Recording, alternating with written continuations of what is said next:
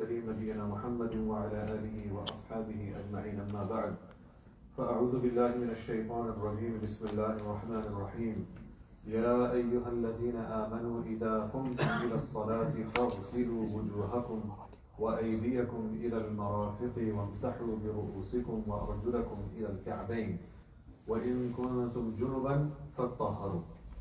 وقال تعالى في مقام آخر لا يمسه إلا المطهرون.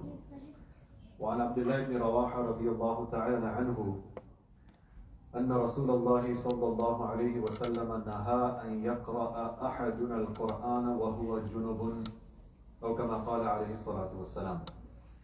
Alhamdulillah, respected brothers and sisters, previously we had began our discussion in regards to wudu, where we covered the fara'id, the obligations of wudu, as well as the methodology of wudu.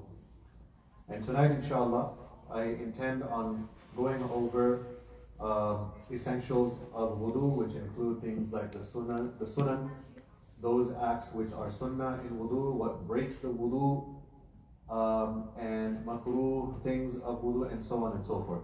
And then inshallah, we also intend on covering the subject of ghusl as well.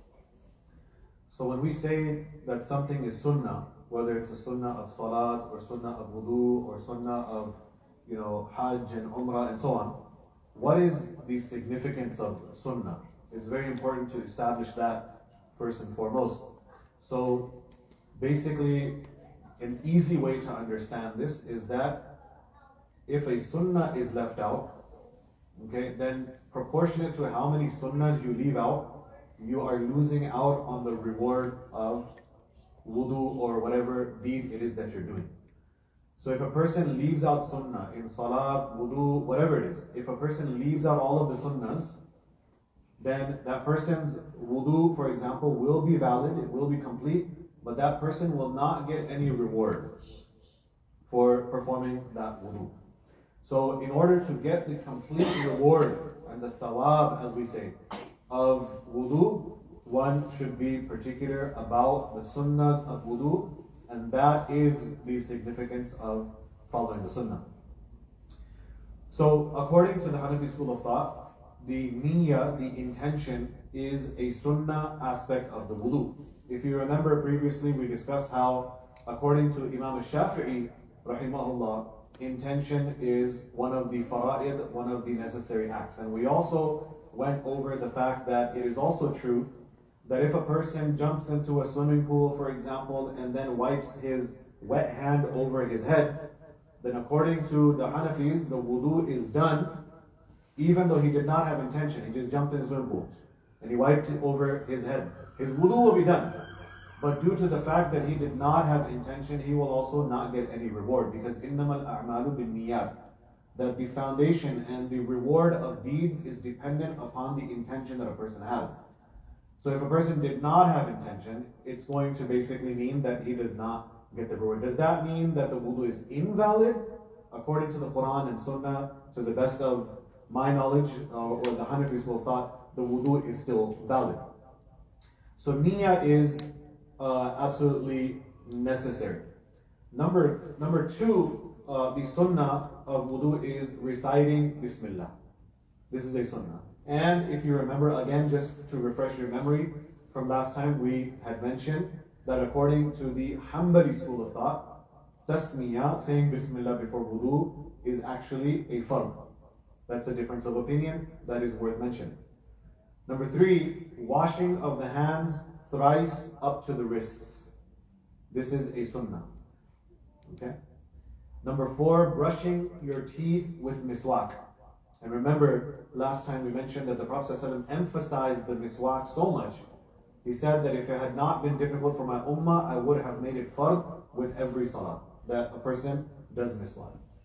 Number five, gargling 3 times.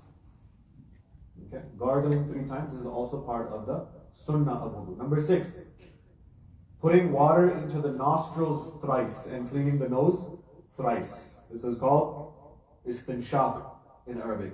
Doing that thrice is also part of the sunnah. Number 7 is to do khilal which means to pass wet fingers into the beard. Okay? This khilal is also a sunnah of Nabi sallallahu alaihi wasallam during wudu. And similarly, khilal of the fingers, when you're making wudu, when you're done with your arms, you go like this, with your fingers, and then khilal of the toes. Previously we had also described how you use your left hand's pinky in order to do khilal of all the toes of your feet. You start with your right, the pinky toe, and with your left pinky of your hand, you are going to do khilal all the way across, from the right to the left. That is the sunnah method of doing khilal of both the hands and as well as the toes. Number 9 is washing every part of wudu that has to be washed, to wash it thrice. This is also a sunnah. So if it's hands, thrice, arms, face, feet, any part of wudu that you have to wash, those should be washed according to the sunnah 3 times. Number 10 is to do mash of the whole head once. So wiping over the head, and I gave you a little demonstration last time if you remember, keeping your hands like this. To do mash over the head once is sunnah, and then to do mash of both of the ears once is also a sunnah. And then to do wudu chronologically. That means that you don't start washing your feet first, and then your face, and then you wipe your head. Technically, if you do it out of order, according to the Hanafi school of thought, your wudu is valid. And if you remember, just to remind you, that according to Imam Ahmad and Imam Shafi'i, if you do wudu out of order, your wudu is not done. So if you follow the Shafi'i school of thought, or if you follow the Hanbali school of thought, maintaining the order of wudu in sequence is absolutely necessary. Otherwise your wudu is not valid. According to the Hanafis, the tartib, the order of following it sequentially, is not necessary. As long as you get all the things done that are necessary, your wudu will still be valid. Then, lastly, from amongst the sunnahs, is washing each part of wudu after the other without pausing, in such a way that when your wudu is complete, then the rest of your limbs that you wash during wudu, they're still wet. So that means don't delay in your wudu and take so long, and like a person starts doing wudu, washes the mouth and washes the nose, and then gets a phone call. And then so they stop their wudu and then they take their phone call. Again, the wudu will be done. But this is contrary to the sunnah, because the sunnah is mutawali. You do it, you do it in such a time frame where by the time you complete, your wudu is still fresh and the water is still dripping and your limbs are still wet. So those are basically the major, sunnahs. Of course, this is not an exhaustive list, but these are the major things that are important to discuss when it comes to the sunnahs of wudu. Then there are things that are makrooh. Makrooh means that they are disliked, discouraged, and they should not be done in a particular action. Now, what is the significance of makrooh? A lot of people, they think, if it's makrooh, that means it's not haram, right? And so it's okay to do makrooh things, basically. So we take it lightly, just like we take sunnah lightly. A lot of people, they say, brother, it's only a sunnah. But like I said, by ignoring the sunnah, you're only doing yourself harm, in that you are not attaining the full thawab and the full reward. You're making the effort, but because you're ignoring the sunnah, you are not getting the full reward of the action that you're doing. So what's the point of doing it then, right? So that's why it's important to be particular about these things. What does it mean when a person is doing something makruh? So committing a makruh act in wudu, for example, and this applies to other things as well, like I gave examples of salat and hajj and umrah and so on and so forth. If a person does makruh things, then the full blessing of that wudu is going to be lost, although the wudu will not have to be repeated. So it is similar to losing the reward of the performance of the wudu. You're going to lose the reward if you do makruh acts. Okay? So here you are doing the sunnahs, but then you're also doing makruh things. It's like trying to fill up a glass that has holes at the bottom of it. Okay? So you're collecting the water from here, and you're losing it from the bottom. So that's why it's necessary to also avoid doing makruh things. And just quickly, and I'm going through these different aspects a little bit quickly for the sake of time because we do have a lot to cover tonight. So when it comes to makruh, making wudu in a dirty place. Okay? This is makruh. And that's why it is also encouraged and mustahab to make wudu in an elevated place. Okay, so if there is any najasa or any impurity or anything filthy or dirty, then it will not splash back if you're in a sort of elevated place. So to make wudu in a dirty place. Number two, to clean your nose with your right hand. This is a matter of makruh. Okay? We should not use our right hand to clean our nose, or as we have discussed when we covered istinja and the etiquettes of the restroom, we're not supposed to use our right hand for cleaning. Number three, to talk of worldly affairs. So a person is making wudu and they're talking about the current situation in politics, or talking the current situation of economics and so on and so forth. Talking worldly affairs, we should not. Okay? And also to do wudu against the sunnah. To do wudu against the sunnah. This is also an act that renders the wudu makruh. So those are a few things that are makruh that we should avoid when we're doing wudu. Then there are a few things that are called the nawaqid of wudu.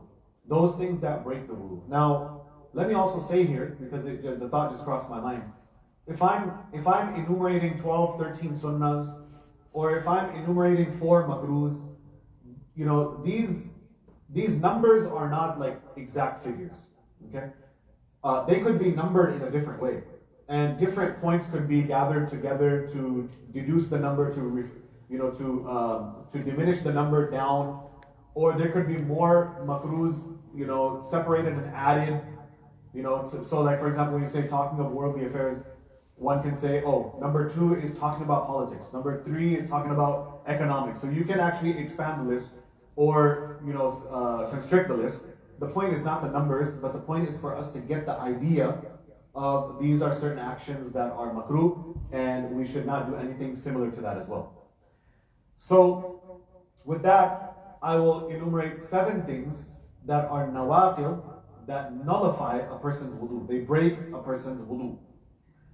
And some of these we might have discussed briefly before, but in detail inshallah tonight.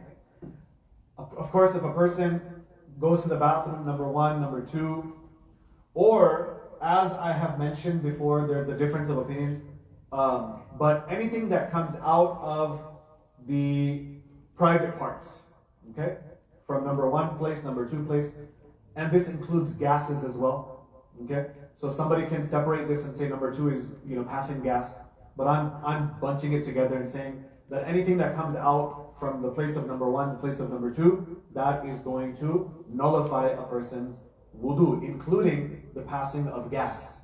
Okay. Number 2, if you remember, we also mentioned vomiting, a mouthful.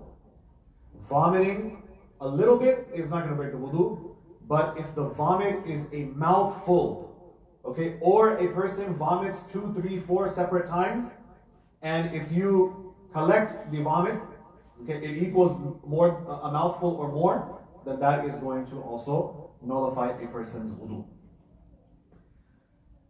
Also, if a person falls asleep while lying down or by resting their body against something. So if a person is reclined against the wall, they're resting their back and they fall asleep. So they have support, and for this reason, if they fall asleep in this situation, their wudu is broken. As opposed to somebody who's sitting in the middle, they're not reclined against the wall, or they're not on a chair, for example, they're just sitting in the middle, and they might be sitting Indian style, like the brothers are sitting right here, these 2 brothers, Indian style, they call that Indian style, right? And they fall asleep. They just fall asleep in their own lap.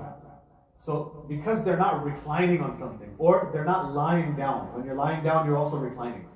Why is this difference in the Sharia? Because when you are reclining and you are lying down, your muscles and your entire body is completely relaxed. So the possibility of some wind passing or something coming out of the places that break the wudu, it is highly possible. And you will not even know it because you're unconscious, you're sleeping, right? as opposed to a person who's sitting like an Indian style, or let's say a person is in sajda and they fall asleep. Okay, they're in sajda and Imam Sahib is taking forever, or they're praying tahajjud themselves and they're in sajda and they fall asleep. Now, that's not going to break the wudu.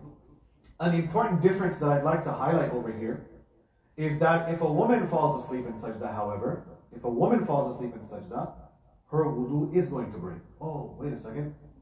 Are you being, I don't want to use that word because some people are sensitive to it, but are you discriminating? I'll just call it discrimination. Are you discriminating against women? Well, the fact of the matter is that there is a difference between a man and a woman's sajda. This is important to understand. And inshallah, when we come to the topic of salat and the positions of salat and how to actually perform salat physically and all those different things, inshallah, we come to that topic, we will discuss the difference between the salat of men and women. Right now, what's relevant to mention is that in sajda, a woman is not supposed to stick her arms out, be away from the earth, stick her rear end out. A woman is not supposed to do sajda like that. Rather, she is, to the best of her ability, she is to cling to the earth. And she is supposed to collect herself as much as possible. Why? Because this is the most concealing for her. Everything that is more concealing for a woman is encouraged in salah. Let me give you one example. A woman came to the Prophet ﷺ, and I've mentioned this example before as well. A woman came to the Prophet ﷺ, or she performed salat in Masjid al-Nabawi. And I'm summarizing the hadith and making it shorter. So she prays salat in Masjid Nabawi, and the Prophet ﷺ says that that's good, but if you perform salat in your community's masjid, that would be better for you than coming to my masjid. This is Masjid Nabawi we're talking about. So he's instructing her, he's encouraging her, that if you pray in your community masjid, it's better. You get more reward as a woman. And for you to perform salat in your home is more virtuous, is better for you than to perform salat in your community's masjid. And then he said, for you to perform salat in a corner of your home, or you can say in the bedroom of your home, this is better for you than performing salat in the living room or in an open area. Why? This hadith, the reason I'm mentioning it is because it encourages most concealment for women. Women in Islam are our treasures. Women are very important and they're very honorable in Islam. And if you have something very valuable, like a diamond or a brick of gold, for example, are you going to walk around with it open in your hand on the street? No. You're not going to keep it open and walk around and show everyone, every person that you find on the street. You're not going to show them it. It's going to be hidden. It's going to be concealed. Rather, they close those bricks of gold in vaults inside, metal and steel walls and doors inside of banks, right? So that goes to show things that are valuable are supposed to be concealed. And in Islam, Allah subhanahu wa ta'ala has given this maqam and this status to women. And so that's why we should understand that the salat of men and women is a little bit different. And so that's why sometimes some rulings are different. So if a woman who is completely covered in salat and she's doing sajda the way that a woman is supposed to do sajda, where she's clinging to the floor, and her thighs and her belly are together in sajda, okay? And she falls asleep. Then for her, wudu is going to break because of the fact that she's really, she's kind of like lying down on the floor, you can say. And so for that reason, the fuqaha, the scholars, they mentioned that her wudu is going to break. Moving on, if a person faints, okay, for any reason, it could be illness, or it could be, some medication or something, and they faint and they lose their consciousness. That is also similar or equivalent to falling asleep, and it is also going to break a person's wudu.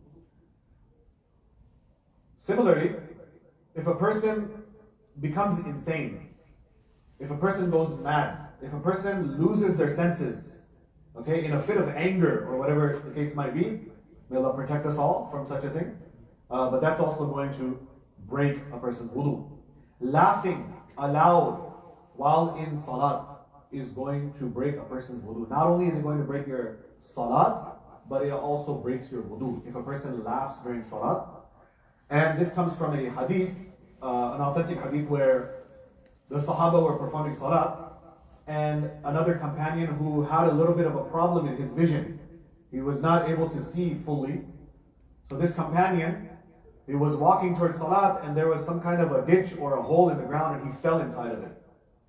So the Sahaba that were there, they could not contain themselves, and they bursted out laughing in salat. They found that to be amusing, or they found it to be funny. And so the Prophet ﷺ, after he completed his salah, he turned around and said, "Who of you was laughing? Whoever laughed during their salah, they should go and renew their wudu, and then they should repeat their salah." So that's why in the Hanafi school of thought, if a person laughs loudly, and loudly means that the neighboring people can hear you, that is not only going to break your salah, but it will also nullify and break your wudu, and you must repeat your wudu. The flowing of blood or matter from any part of the body. Okay? Blood or matter. What I mean by matter is it could be pus. Sometimes you have an infection or a bump of some sort that gets infected, and when you pop that pimple, that goes for all of my younger brothers and sisters who are in their teens and who have breakouts of acne, and you have pimples and things like that. So whenever you pop that zit or that pimple, if it flows out of the wound, then that is going to nullify your wudu. And then sometimes when a person is in pain, it might not be pus, but there's another, it's just a clear, sticky substance that might come out from a wound. That is also, it is going to break the wudu. And then, of course, you can look back at the previous video that is on the YouTube channel to mention the difference of opinion in regards to that. Some of the scholars, they disagree with blood breaking the wudu. Anyhow, in addition to these things that I have mentioned that break wudu, in addition to these, for the Shawafi', the people that follow Imam al-Shafi'i, rahimahullah, it is also important to note that for them, touching somebody of the opposite gender who is not a mahram, or touching a spouse, your wife, or for a woman to touch her husband, it also breaks the wudu. Okay, this is for the Shawafi'. Also, according to the Shawafi', if a person touches the private part with the inner parts of the fingers, if you touch the private part with the inner part of the fingers, that is also going to nullify the wudu.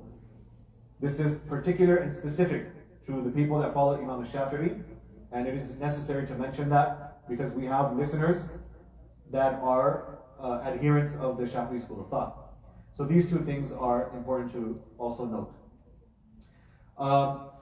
Some important questions that arise when it comes to the flowing of blood and different matter like pus and things from wounds and so on. If blood or pus or whatever that matter is, if it does not move from the place of your wound, if it does not flow out, then your wudu will not break. Your wudu only breaks if the blood or the substance, it begins to flow out of the wound. Okay? Sometimes you get a scrape. Let's say you're walking next to a wall, for some reason you get a scrape. So sometimes you can see redness. You can see that your skin has ripped and the redness underneath your skin is visible. But there's no flowing blood. There's no blood that's come out and there's no blood that's flowing. Then in that situation, your wudu is intact and it will not break. If a person is blowing their nose or for whatever reason, a clot of blood comes out of their nose. A clot, okay? It's not in liquid or fluid form. It's a clot of blood that comes out, then wudu will not break. Wudu will only break if liquid or fluid blood comes out of your nose. Okay? That's also necessary to mention. Let's say a person has a sty or has some kind of a pimple or something inside of the eye. Okay, now what happens? So if it flows out of the eye, okay, you have a pimple, it bursts in the eye, and let's say, for example, the pus or whatever starts to flow out of the eye, then the wudu breaks. But if it does not flow out of the eye, it remains within the eye, then your wudu is intact. How about sometimes we bleed from our mouth? How do we know that there's enough blood that is coming from my gums or from my mouth? How do I know if my wudu is broken or not? So you have to have some kind of a mechanism to check, right? So the fuqaha, they mention that if you find that you're bleeding in your mouth, you must spit. You spit and you analyze the saliva, and you must determine whether there is more saliva or there's more blood. Because if there's more blood in the spit, then that is enough to nullify the wudu. But if there's more saliva and if there's just a slight amount of blood, then your wudu is going to be intact because there's more saliva than there is blood. And again, same thing, if you spit multiple times and each time a little bit of blood comes out, a little bit of blood comes out, until you become convinced that this is a significant amount of blood that could have nullified my wudu, then it's more better to go ahead and renew your wudu.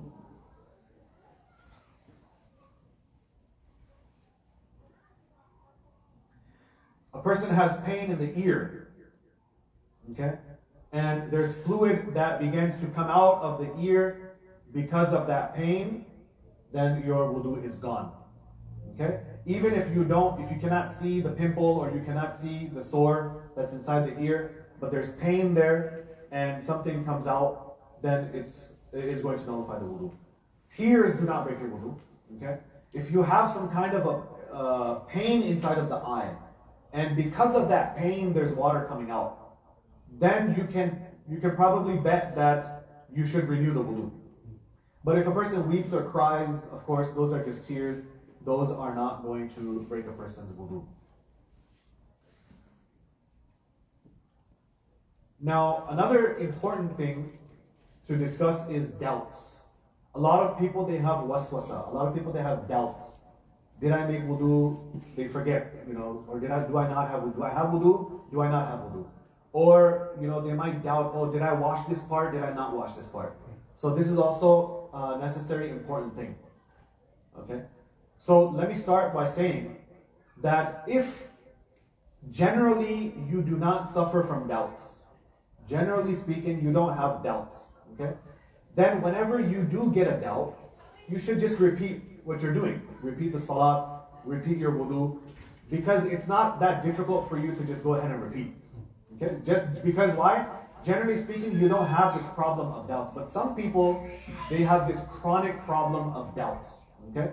So for those kinds of people, we are discussing the following rules, and the following rules will apply, because these people are victims of waswasa. They're victims of shaitan. And shaitan's attempt is to throw them into doubts so that they keep on having to repeat their wudu and keep on having to repeat their salat until it becomes too difficult and they say, you know what? I can't pray my salat. You know what? I can't do my wudu over and over again. Forget about it.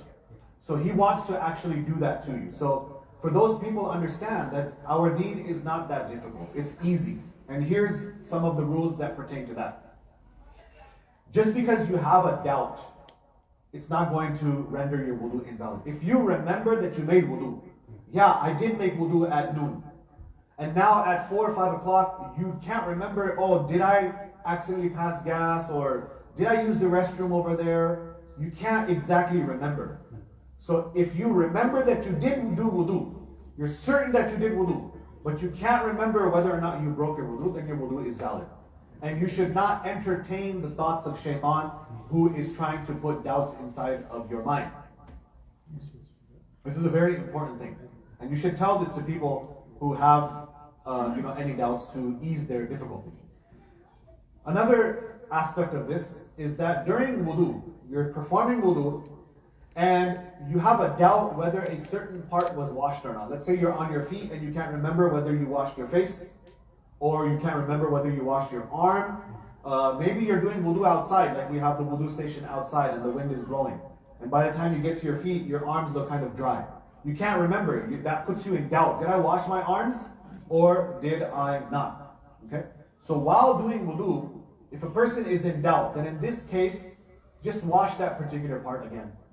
You're in the middle of wudu. It doesn't hurt to just quickly go ahead and wash that part again. However, if this doubt occurs after the wudu is complete, that doubt did not arise while you were doing wudu, okay, then your wudu is complete. Now afterwards, if shaitan is coming and putting doubts in your mind, oh, did I wash that part? Well, why didn't that thought occur to you when you were doing wudu? Why is it occurring afterwards? We know that that's from shaitan. You should not pay attention to that, unless it's for certain.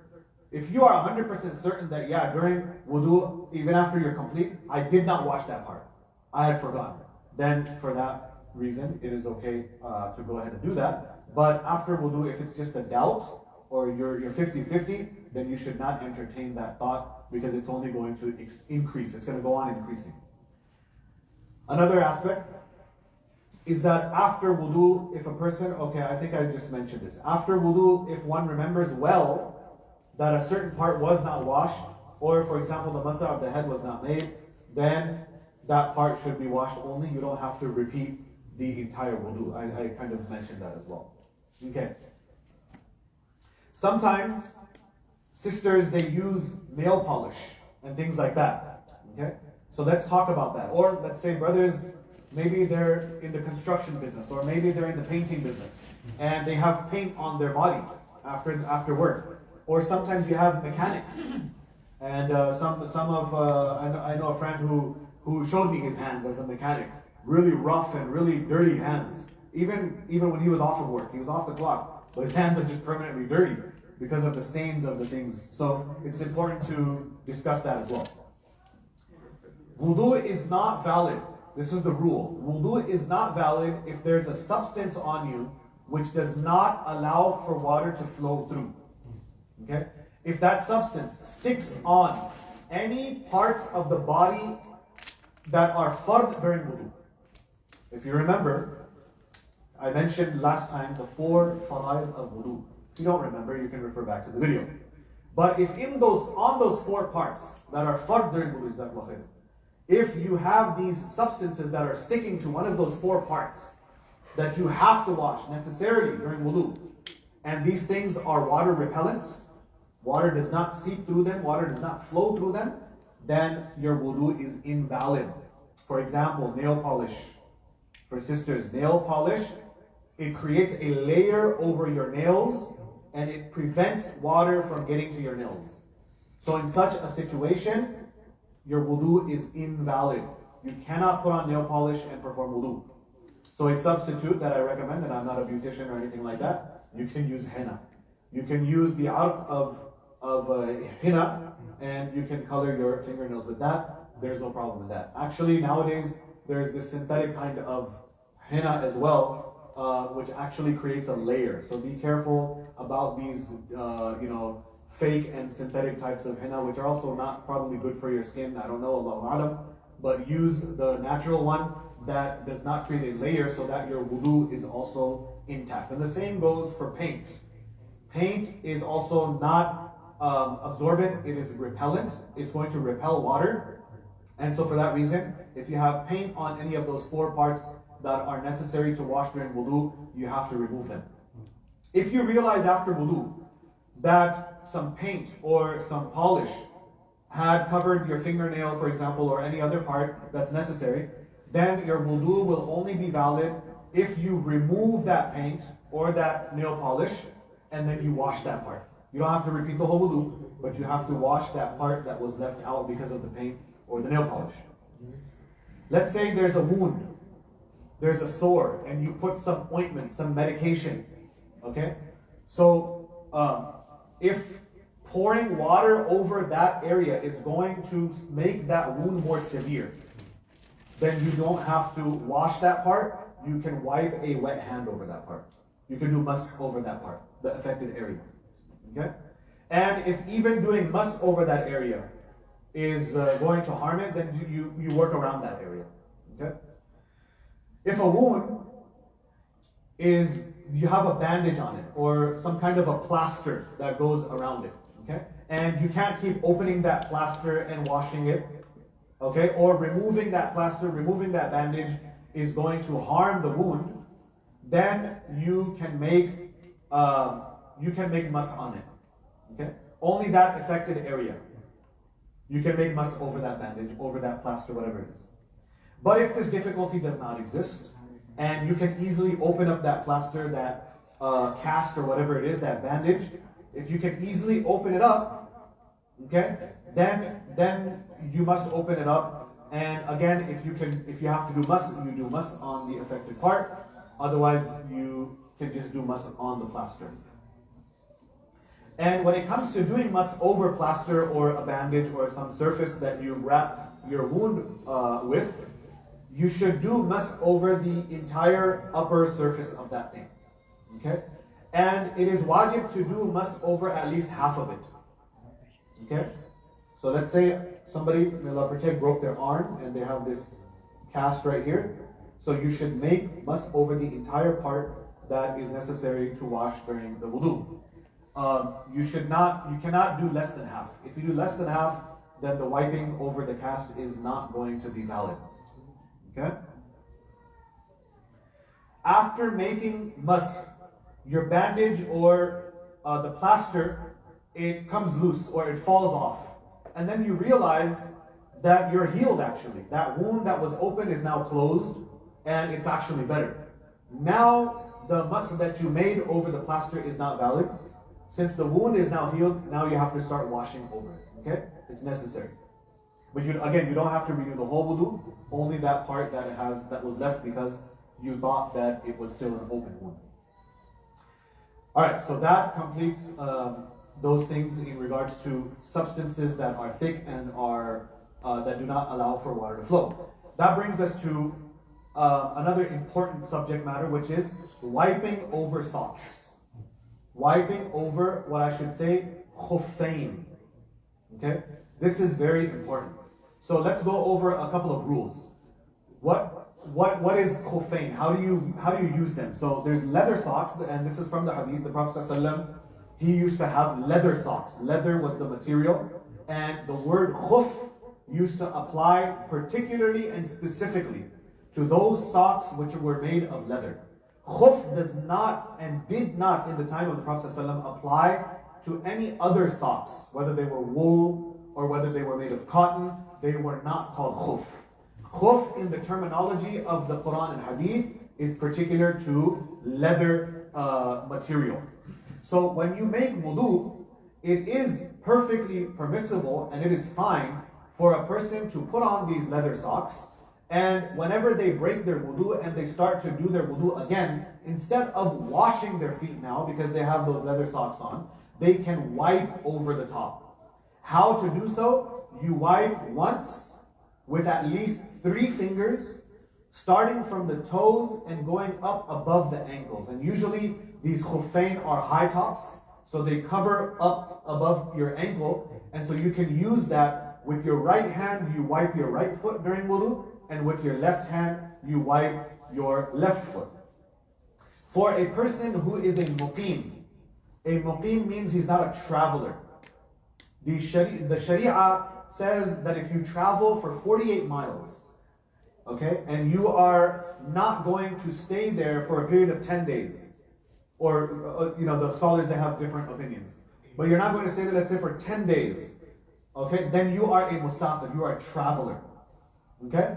But if you're not traveling more than 48 miles, you're local in your home, in your job, in the masjid, and so on, then you're a muqim. And a muqim can do wiping over the socks for a period of 1 day and night. You can say about 24 hours.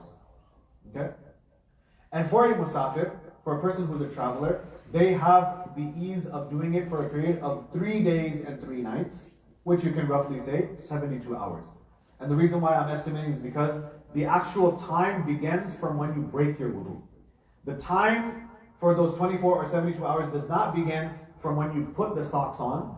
It starts from when you put the socks on, and then you go through your day, and then you break your wudu. Whenever you break your wudu, that's when the day and night, or the 3 days and the 3 nights is going to begin. Now, if you're an adherent to the Maliki school of thought, you should know that according to Imam Malik, there is no time limit. A person can keep their socks, those leather khuffain, on for as long as they want. That's in the Maliki school of thought. And Mash and wiping over the socks, it cannot be done for ghusl. It can only be done for wudu. So if you have your khuffain on, your leather socks on, and you find that you have to do ghusl, now you cannot do ghusl with those socks on and then just wipe over it. No, it's not going to work that way. You have to remove the socks and you have to do a full ghusl. A khuf must not be ripped to the extent of 3 toes. So if you take your pinky toe and you have different openings on your khuf, they've become old, they ripped a little bit here and there, and there's a few different rips on different parts of your khuf. If you collect all of those rips and they are equivalent or greater than 3 of your pinky toes, then that khuf is no longer valid for you to wipe over. Okay? And each of the khufs is going to be separate. Okay? You don't cumulatively look at both of those socks. You're going to look at one sock at a time and see if there's an equivalent of 3 toes that are ripped. Similarly, if you remove any of your khufs, if you remove any of those socks, then you have to wash the feet. You don't have to repeat the wudu. Let's say you made your full wudu, and then for some reason you removed your sock, or you had a really bad itch on your foot. So you had to just remove and you had to scratch your foot. Okay, so there goes your wiping capability, and now you have to go and just wash your feet. You don't have to repeat the entire wudu. Similarly, if the time expires, like I said, for a person who's a local, if the time of 24 hours or a day and a night pass, then that expiration of the time is also going to nullify whatever wiping he had done. He or she would have to remove their socks and go and wash their feet. What happens if you're a traveler and then you become a muqim? Right? You're traveling, you have the socks on, and now you become a local, you return back home. So if it's been more than the time limit for a muqim, which is a day and a night, or you can say roughly 24 hours. If you travel and then you had your socks on and you return and you had your socks on now for a period of more than 24 hours, then because you're a muqim, now you have to remove the socks. Okay? I hope that makes sense. Then you wash your feet. And if the time has not exceeded, let's say you traveled and you were back within 15 hours. Okay, you're back, you became a muqim, or you traveled and reached that destination, and now you're a muqim over there. And the time has not exceeded, then you can complete that time of wiping, and then you must remove the socks and wash your feet. Sometimes, brothers and sisters, it's very important to understand that what is a khuf? What are the requirements of khufs? Okay, a lot of people, they wipe on every kind of sock there is on the market. They go to any store, pick up whatever their socks are, polyester, cotton, any blend in between, and they're wiping over everything and anything. So it's important to clarify this matter, dear brothers and sisters. There are 3 kinds of socks in question in the Sharia. 3 kinds of socks that have to be taken into account. Number 1 is leather. Like I mentioned, in the time of the Prophet ﷺ, the word khuf, it applied particularly to leather socks. And so for that reason, there's absolutely no difference of any of the scholars. They are completely unanimous on the fact that wiping over the leather socks is permissible. Okay, it is established from the life of the Prophet ﷺ. The second kind of sock is cotton socks, polyester socks, etc. Any other kind of sock that you would like that does not resemble a leather sock in its qualities. Okay, and what are those qualities? I'll talk about them in just a moment. But any other sock that does not meet the requirements or resemble a leather sock, you are not permitted to wipe over them. And this is not one scholar's opinion or 2 scholars' opinions. This is the unanimous consensus of all the scholars. There's absolutely no khilaf. There's no difference of opinion in the fact that wiping over cotton, polyester, or other socks that do not resemble khuf, there's no difference of opinion that it is impermissible to do so. And if you wipe over those socks, your wudu is incomplete, therefore your salat will be invalid. This is very, very important to understand. Now, there comes the third kind. Number 1, leather. No difference of opinion, permissible. Number 2, non-leather that does not resemble leather. For example, cotton, polyester. No difference of opinion. It is impermissible to wipe over such socks. Now there's a third kind of sock, which is not leather, but it resembles leather socks in some of its qualities. And particularly, 3 qualities are what we're looking at. So for such a sock that falls under these 3 qualifications, there is a difference of opinion amongst the scholars. Okay? So, let's look at that. There is a consensus, like I mentioned, of all reliable fuqaha and imams, that masah is not permissible on socks which are of such material that are thin. Number 1, it cannot be thin. And what do we mean? That it absorbs water. If a sock absorbs water, then it does not qualify immediately. Right from the bat, it's not going to qualify. The other qualification is that the sock is not sturdy enough to stand on its own. The material should be such that if you put it on the floor and you try to make it stand up, it's going to stand. The material has to be rough and tough enough to do that. And the third quality, so number 1 was it needs to be a repellent. It should not absorb water. Number 2 is that it should be able to stand on its own. The material is sturdy enough. And number 3 is that if you were to walk only in that sock for at least 1 to 2 miles, if you were to walk only by wearing those socks without shoes, you walk and they're not going to tear, that meets the qualification. But if they rip and they tear, then it's going to be disqualified. It does not meet the requirement. Okay? So these 3 things are absolutely necessary when it comes to the requirements of the khuffayn. Let me repeat one last time. Like I mentioned, in the time of Nabi Sallallahu Alaihi Wasallam, the term khuf was specific to leather. Okay, so it does not apply to thin socks. Cotton, polyester, etc. socks, they do not meet the definition of khuf. And so therefore it's not permissible unless that particular sock in question, it meets the requirements that I mentioned momentarily, just a moment ago. Allama Kasani rahimahullah, a famous faqih of the Hanafi school of thought, he writes in Bada'i al-Sana'i' that if the socks are so thin that water penetrates and seeps through them, it is not permissible to make masah over or wipe over such socks by the consensus of the scholars. Anyone who says otherwise, anybody who tells you otherwise, is departing from the consensus of the fuqaha. All 4 schools of thought, Hanafi, Maliki, Shafi'i, Hanbali, all 4 of them are unanimous in what I am sharing with you right now. So that's why it's very important. Okay, with that being said, let's also move on to wiping over shoes. Some people, they wipe over not only socks, but they'll even wipe over shoes. Maybe there's a misunderstanding in regards to some specific hadith or ahadith in which it is mentioned that the Prophet ﷺ wiped over his shoes or his sandals, or what it's called jarmuk in the Arabic language. Shoes, or something that was covering his foot. Know very well, my dear brothers and sisters, that any time that Nabi sallallahu alaihi wasallam is reported to have wiped over his shoes was when he was already in the state of wudu. If you remember, we mentioned that the Prophet ﷺ used to refresh his wudu for every salat. Why? Because it is more rewarding to do so. And so the Prophet ﷺ used to renew his wudu for every salat. So now if a person is already in the state of wudu, is it necessary for him to wash his feet? No. Is it necessary for him to wipe over his khuffayn if he's already in the state of wudu? Does he have to wipe over his khuffayn if he's doing wudu? No, he doesn't have to. He's already in the state of wudu. And he's only repeating his wudu because it is afdal, it is more virtuous. Nabi alayhi salam said that a person who renews their wudu for salat, when he's already in the state of wudu, gets 10 hasanas, gets 10 additional rewards. And so this was the practice of the Prophet. So what is the evidence for that?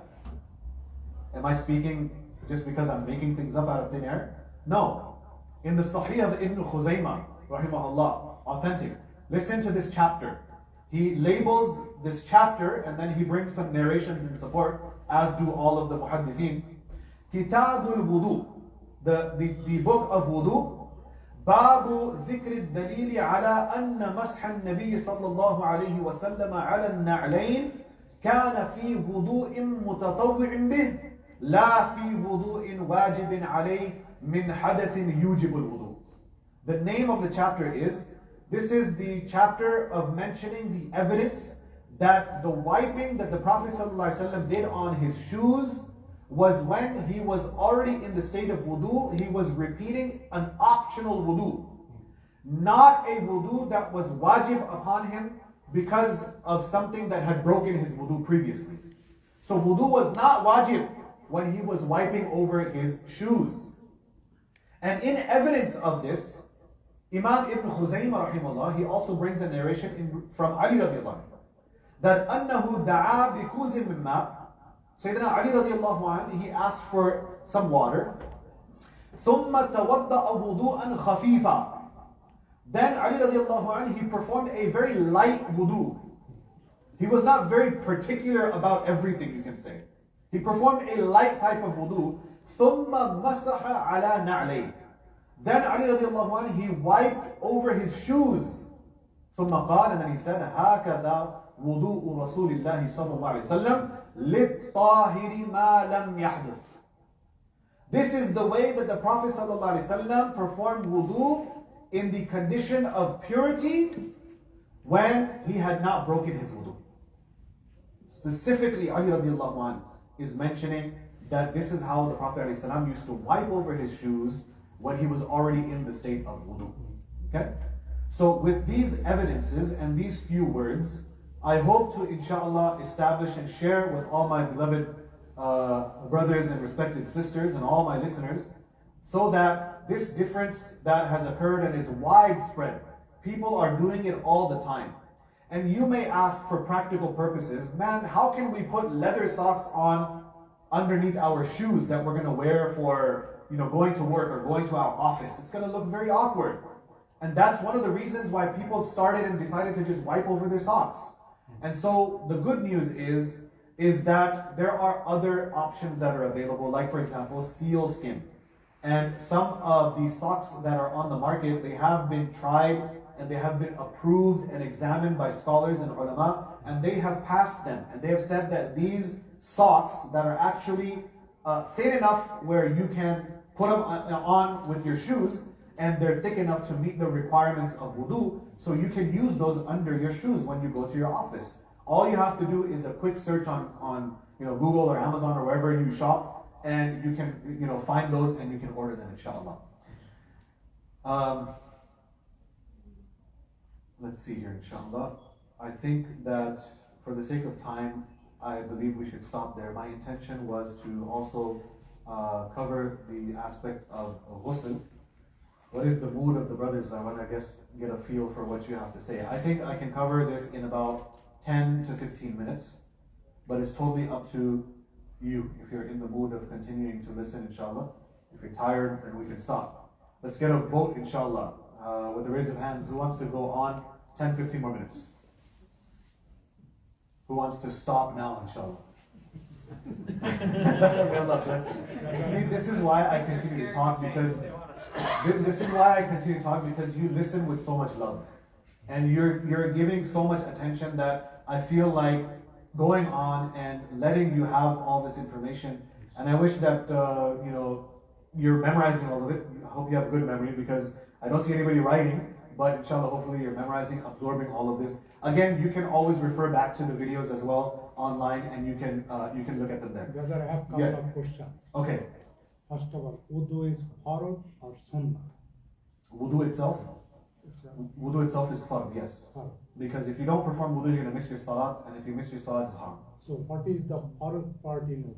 So this is what we discussed last time. Maybe you were absent. Yes, I was but absent. let's go over it real quickly, because it's on the video online. You can always refer back to there. But the 4 fard of wudu is washing the face completely, washing the arms, including the elbows, wiping over at least 1/4 of the head with a wet hand, and number 4 is washing your feet, including your ankles.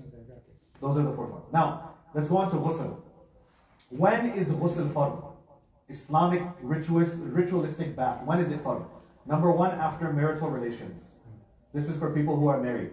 Number 2, after a nocturnal emission. And I'm using this word on purpose because some of us have complained when I used specific words that were a little bit, I guess, above PG-13, if you want to call it that, okay? But the thing is, my brothers and sisters, this is where we're learning our deen. I also feel really shy to say these types of words, but I have no choice because for educational purposes, we have to do this. Okay, so please do pardon me, especially my sisters, if I'm saying words that you are kind of uncomfortable with. But sometimes we have to, for Islamic purposes, for educational purposes. If we don't learn it here, then where are we going to learn it, right? So nocturnal emission means that when a person is in the state of sleeping, they're unconscious sleeping, and there's some kind of discharge or emission that comes. Okay, I'll just leave it at that. Number 3, particularly for women after their monthly cycle. And number 4, after nifas. Nifas is the delivery of a child. There's a certain period of time when they are impure. When they become pure, then they must do ghusl to become fully purified.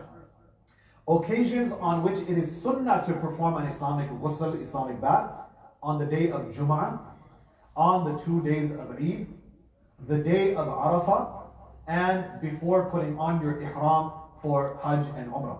An important note to make is that according to Imam Malik rahimahullah, it is actually wajib or fard to make ghusl on Jum'ah. He says that there's a hadith, man atal Jum'ah falyaqtasil. Whoever arrives at the day of Jum'ah, meaning he's alive and experiences the day of Jum'ah, they should do ghusl, they should perform ghusl. But the other scholars, also including the Hanafis, they say that this actually means it's better, it's more virtuous. So performing ghusl is not a matter of wujub or obligation, but it is a matter of virtue. It's preferred. You should make ghusl on Jum'ah. Why is that? Because there's another hadith. The Prophet ﷺ says, "Man tawadda'a yawm al-jum'ah fabiha wa na'imat, wa man ightasala fahuwa afdal." Whoever performs wudu on the day of Jum'ah, then okay, and it is sufficient. It's good. But whoever performs ghusl, this is more virtuous and this is better. So it is encouraged to perform ghusl, but not wajib or necessary. A few notes to take or to make here. Some people think that it is wajib and fard to do ghusl after a person gives ghusl to a dead body. Okay? To do ghusl lil mayyit, to give a ghusl to a dead body. Again, it is mustahab, it is preferred to do ghusl afterwards, but it is not a matter of wujub. It's not wajib upon you. Why would it be wajib upon you to do ghusl when you're giving ghusl to somebody else? It kind of also logically doesn't make sense. But according to the scholars, it is mustahab. You can perform ghusl after giving ghusl to a dead body. If a woman needs ghusl because of, let's say, for example, marital relations, she's married and now she needs to do ghusl, and now her monthly time begins, the monthly cycle begins. What she should do is, now the question is, should she do ghusl now and then also wait for herself to get pure from her cycle, or can she delay and just shower at once? So the answer to that is that she can wait and she can do one ghusl for both of those things after she becomes pure at the end of the cycle. Number 3, important note here, is that can a mother who is in the state of impurity, she needs a ghusl, can she breastfeed and suckle her baby? So the answer is yes. Okay, she can breastfeed, she can suckle a baby who's drinking milk. Then, ideally, if you have to do ghusl, you should not delay. You should immediately go. You're in the state of impurity, and you should not prolong that state. Shayateen, different reasons why you should not, delay. But if for some reason you have to delay your ghusl, okay, it is best to make wudu. It is best to make wudu. Okay, let's just leave it at that. I can give you some examples from the life of the Prophet ﷺ, but let's just leave it at that. If you delay, sometimes the Prophet ﷺ also did delay his ghusl. Okay, from the beginning of the night, he waited until all the way till the tahajjud time or the end of the night, and then he did ghusl at that time. In between, he did wudu. Okay, I'll just leave it at that. For those of you who know, you know. Okay. Another note is that tayammum is possible for ghusl when there's no water. Just like tayammum is possible for wudu when there's no water, tayammum is also a substitute for ghusl when you don't have water. Okay? Now, Making niyyah for ghusl, I have about 4 more minutes inshallah. To make niyyah for ghusl is sunnah. Okay? You just make intention in your heart, I am making ghusl to become clean, to become pure from janaba. It's called janaba, being in the state of janaba. Without niyyah, like I mentioned before, there's no reward for the ghusl, but your ghusl will be valid. Let's go over, finally, a few things that are especially not permitted when ghusl is fard. And this is also another point of contention. And for some reason, people, they're not particular about this. So number 1, entering the masjid. Entering the masjid is not permissible for a man or for a woman who is in the state of ritualistic impurity, where you need ghusl. Without wudu, you can enter the masjid, yes. But without having your ghusl in the state of janaba, it is impermissible. Okay? The Prophet ﷺ has mentioned in one hadith, فَإِنِّي لَا أُحِلُّ الْمَسْجِدَ لِحَائِضْ وَلَا جُنُبٍ. Because I do not permit the entering, for such a person to enter the masjid who is either in their menses or they are in the state of janaba, they are in a ritualistic condition of impurity. This hadith clearly states that it is not permissible. Okay, when Sayyidah Aisha radiallahu anha, al-Mu'min, was with the Prophet ﷺ, and they were about to make tawaf around the Kaaba. Our mother, her cycle began. This is mentioned in the hadith. The cycle began. So she became very sad that I am doing this with you, Ya Rasulullah, and now I'm in this situation. What do I do? So the Prophet ﷺ said, اقضي ما يقضي الحاج غير أن لا تطوفي بالبيت حتى تغتسلي. And this is found in both Bukhari and Muslim. He said, do everything else that the Hajis they do, except do not make tawaf around the house, around the Kaaba, until you perform ghusl.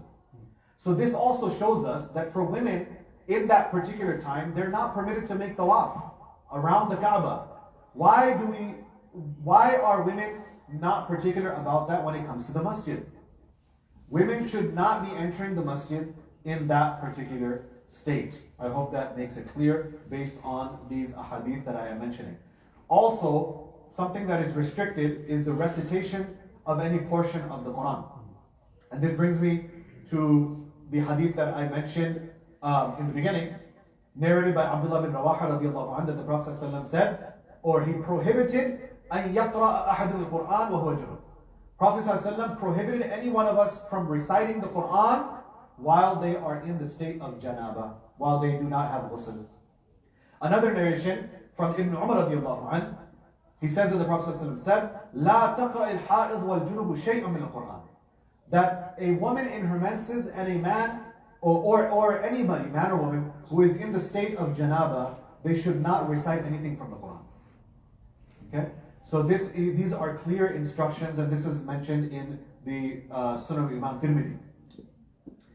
Now, besides these things, besides entering the masjid, making tawaf, reciting any part of the Quran, in these conditions you can make dhikr. You can still do salawat, durood on the Prophet ﷺ. And you can still make dua to Allah subhanahu wa ta'ala. Okay? Those things are permissible even when you are in this condition. Alright? And inshallah, with that, I think we will conclude, and inshallah we'll continue the remainder in the following, inshallah, in subsequent sessions. We ask Allah subhanahu wa ta'ala to give us the understanding of this and the ability to practice and to convey to others, inshallah. Ameen, ameen, ameen. Wa akhiru da'wana, alhamdulillahi rabbil alamin.